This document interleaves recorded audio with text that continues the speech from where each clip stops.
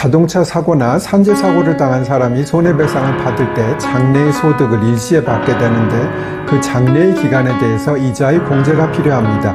미리 받을 돈을 일찍 받게 되면 그 돈에서 이자가 발생하니 원래 받을 돈보다 적게 받는 게 맞겠지요. 그 이자율은 민법에 규정되어 있는 연 5%로 하고 있고요. 그런데 곰곰이 생각해보면 만약 실세금리가 5%가 안 되는 상황이라면 5%로 공제를 하면 받는 사람에게 불리하고 실세금리가 5%가 넘는 상황이라면 5%로 공제를 하면 받는 사람에게 유리하게 되겠지요. 오래전에는 금리가 10% 정도도 되고 했으니 5%로 공제를 하면 받는 사람에게 유리했으나 지금은 저금리 시대니 그렇지는 않고요. 그래서 사실은 일시금이 아니라 정기금으로 매월 또는 매년 지급을 하면 이자 계산에 문제가 없기는 하나 법원 판결에서 정기금이 나오는 경우는 거의 없습니다.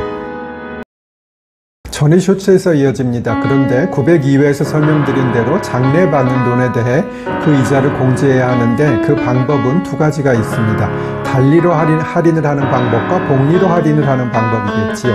그런데 법원의 실무에서는 단리로 공제를 하고 있습니다. 그렇게 계산된 것을 호프만 계수라 합니다. 반면에 복리로 공제를 하는 것은 라이프니츠 계수라고 하지요. 잠시 표를 보여드리면서 설명을 드릴게요. 일에 해당하는 부분이 0.9958이라고 되어 있잖아요. 한 달 후에 받을 금액에 0.9958을 곱하면 실제 지급받을 금액이겠지요. 다음 편에서 검증을 해드릴게요. 전의 쇼츠에서 이어집니다. 한 달 후에 받을 금액에 0.9958을 곱하면 실제 지급받을 금액을 수학적으로 계산한 것과 동일한지 검증을 해볼게요. 예를 들어 월급이 1000만원이라고 가정합니다. 엄청 많네요. 1000만원 나누기 괄호 열고 1 플러스 0.05 곱하기 12분의 1 괄호 닫고는 995만 8,506원이고요. 저 표에 보면 1에 해당하는 숫자에 0.9958이라고 돼 있으니 1000만원에 0.9958을 곱하면 995만 8천원이 되어 정확히 계산한 금액의 근사값이 나오는 것이지요. 그리고 2개월치를 계산하는 공식은 점점점이 되겠고요. 머리가 복잡하시면 저거 모르셔도 세상 살아가시는데 아무런 문제가 없습니다.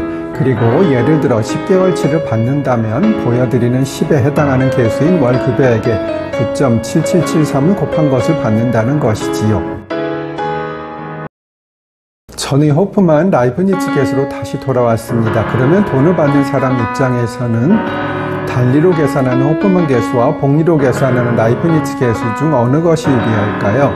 당연히 단리로 계산하는 호프만 계수겠지요. 사실 그 기간이 짧으면 큰 차이가 없고요. 기간이 길게 되면 큰 차이가 나게 되겠지요. 예를 들어 설명드릴게요. 360개월 즉 30년의 호프만 수치와 라이프니츠 수치는 각 219.6100과 186.2816입니다.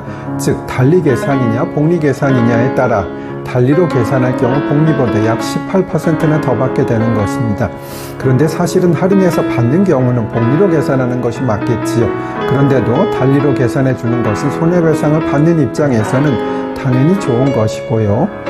손해배상 전담 판사라 하면 매일 저런 수치만 찾고 있습니다.